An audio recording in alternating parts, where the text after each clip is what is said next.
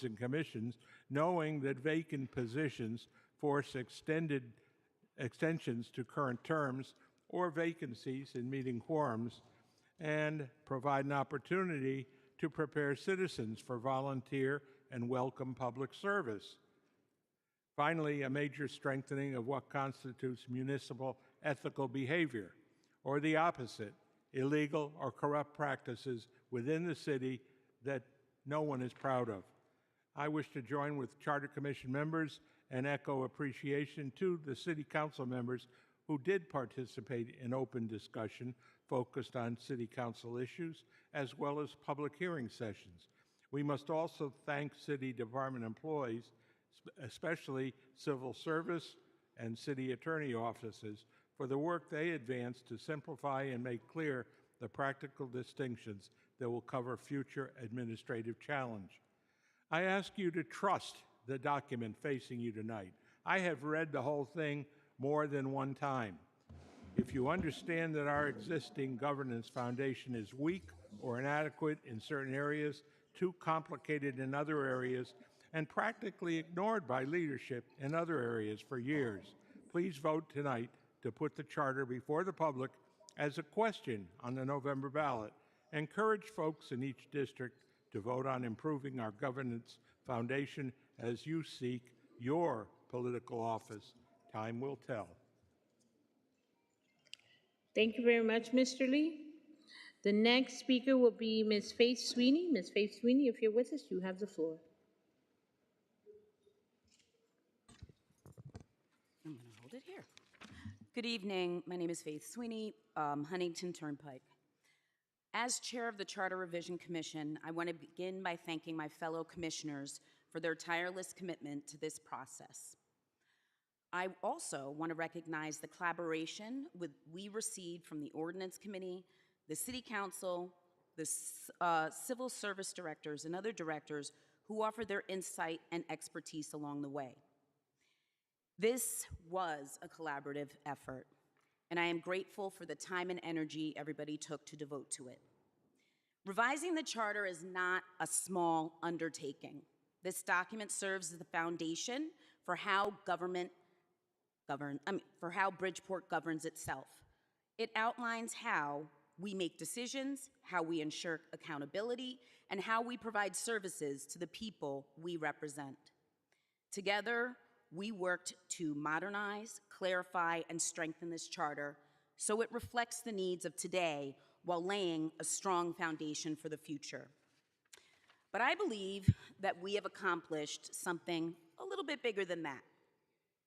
Through this process, we have also created something that will give an opportunity for the community to see how local government works, to understand why this document matters, and to recognize that their voices play an essential role in shaping our city's success. My hope is that our work not only strengthens the structures of government, but also inspires more residents to become active participants in civic life, whether by serving on boards or commissions, attending public meetings, or simply staying informed. Each step of engagement builds a stronger, more vibrant Bridgeport. I am proud that what we have achieved together. This is a historic effort, and it is an honor to have served alongside such dedicated, thoughtful individuals. I just want to say thank you to all who took the time to come and meet with us, and for our commission who even spent this weekend finishing things up. So thank you, everyone. Thank you very much, Ms. Sweeney. The next speaker is Mr. John Hosier. Mr. John Hosier, you have the floor. My name is John Hosier. I live at 1244 Capitol Avenue. The most profound statement that I can make at this point is, it's in your hands.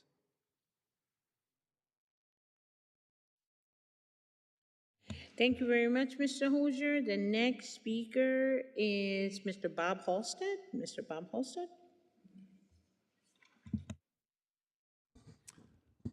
Hello. I'm here with constituents of the 132nd. So Jaime Lojano. And the Bassick High School issue of the sale of Bassick High School. It's going to be in city property very shortly.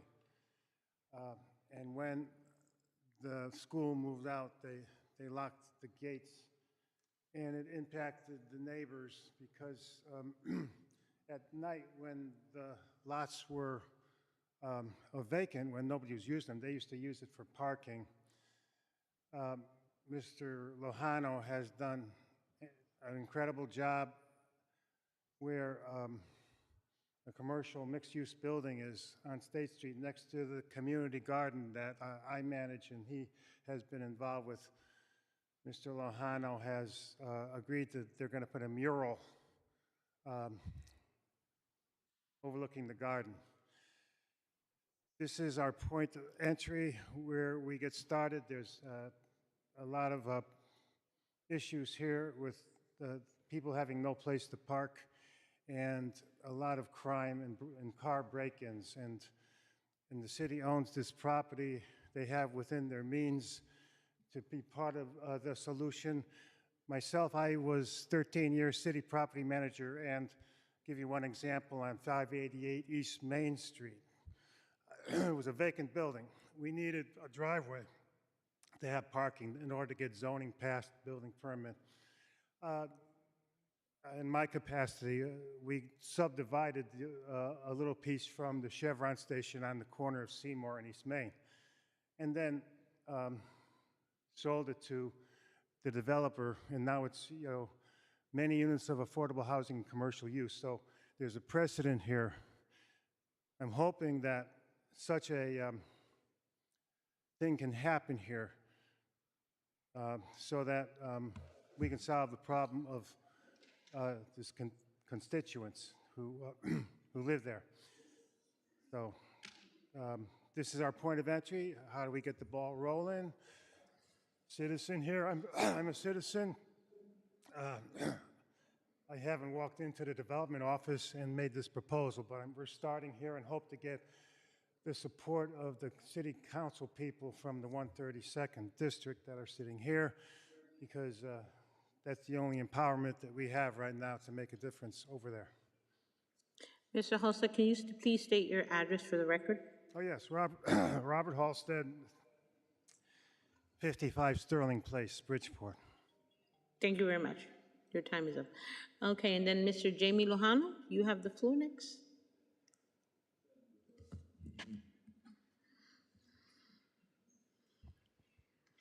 Good evening, everyone. My name is Nicole Lojano, and I'm representing my dad as English is not his first language.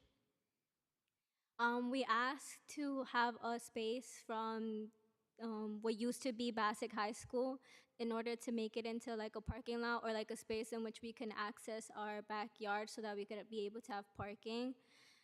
We used to be able to park there, but now with Bassick closing down, we can no longer park there. And with like the restaurant that's below the apartment property, we don't have enough space to like park alongside our property, so we need a parking space for our tenants. It's important to have a security parking space for us because we had problems with break-ins in our house where they would jump the fence, and so they would try to open the windows from the apartment buildings. And in those apartments live families with little kids, and they need to be living in a secure environment where they feel safe. And if we cannot provide for them, it creates fear, and we are trying to create an environment where they can feel safe. So we ask for your support in being able to have a parking space for the tenants. Thank you. Thank you very much, Ms. Lojano. Thank you. You're welcome. The next speaker is Mr. Clyde Nicholson. Mr. Clyde Nicholson.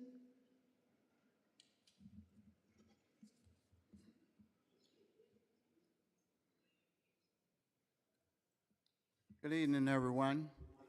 I'm Clyde Nicholson, 396 Madison Avenue, Bridgeport. Come here tonight to ask the City Council again for, I guess, a favor. After Minnesota, after the kids getting shot and killed, the 2 kids out there in Minnesota, we're not going to even go back down memory lane, Sandy Hook, Texas, Florida, all over this country. There's things being going on when it comes to our kids. So what I'm asking the city council tonight to allow me to put up signs at Geraldine Johnson out of my own pocket, because something need to be done. Something should have been done a long time ago. And I'm not saying it's something gonna happen, because you never know where it's gonna happen. You hope it never happen anywhere, but especially in our backyard if we don't do anything about it. We have enough police officers in the city of Bridgeport to put, every time it's a construction job going on, we see officers out there standing. You should put 2 officers there at each school, checking in and out throughout the school, not to leave, but all day long during school hours. Metal detectors, and making sure that they check everybody, including the teachers and everybody that goes into the school, because you never know. As Mr. Young said years ago, the metal detector was the way to go. And he said this some years ago. I'm not saying something that didn't happen, it should happen, but we need to make it happen. Out of my own pocket, I would put the signs up at Geraldine Johnson. Hopefully, y'all give me permission to do it. And these signs would need to make Bridgeport school, gun-free zone, for all over the city, not only just over the city, throughout the state of Connecticut. And if you get caught in that zone, it's mercy on you, because you're only bringing that gun in there to do damage. And we need to get out front on this before it happened. And now, if it happened, and I hope it never happened, I don't want to hear nobody talking about, oh yeah, I'm praying for you and I feel for you and all that. If you ain't got no kid that just got shot and killed, keep your mouth closed. Speak up now or forever hold your peace. We need to do this. Thank you. Thank you very much. Mr. Nicholson, can I ask you a question? You purchased those signs yourself? Yes, ma'am. How much you paid for each sign, can I ask? How much was the cost for each sign? I got a package deal on them for $450. I got a lot of them. I got enough to do Geraldine all the way around the schools, and also a couple of other, schools. Okay. Yep, and I just hope y'all buy, and when you see them up, please leave them up. Thank you very much. I just want to thank you. Thank you for your commitment to the safety of children. The next speaker and our last speaker for the evening will be Maria Pereira.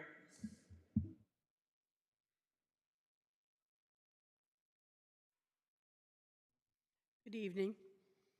I want to say how shocking it is that we would be having meetings, critical meetings about changing our city constitution on a federal holiday or federal holiday weekend. I have served 14 years in public service. I have never seen any public agency hold a meeting on the Friday night of a federal holiday weekend, on the Saturday, and then on the federal holiday. Every federal building, state, municipal buildings closed in this state, but we're having meetings on our charter commission changing our constitution. Under the city council rules, the final report had to be submitted to the city clerk by 4:30 p.m. Wednesday. It was emailed to us, which is not allowed. No other agency can email it to us. It has to be filed with the city clerk. It was mailed at 8:37 p.m. last night. I got there to the city clerk about 11:20, asked for a copy. They said, come back in an hour. And then I was told they had to stop making copies because the city attorney found errors. They were put on our desk at 4:52 p.m. today. I was here. This is outrageous. And every single chapter has changed. 21 chapters were changes, and we who vote on this got this at 4:52 p.m. And the final report will need to be added by 2/3 tonight, because the final report was not filed with the city clerk, as required under the city charter and the city council rooms by 4:30 on Wednesday. This is really just atrocious behavior, and I want to remind everybody, we had a big referendum on the charter. In 2011, that was a lot smaller than this, and powerful people had 800,000. Those opposed had 200,000. It failed with double digits. It will fail in my district. That's an absolute promise. When I have the second largest majority of Democrats in the city, I'm getting Republicans, unaffiliated. It's going to fail in my district, absolutely. Thank you very much. That ends public speaking.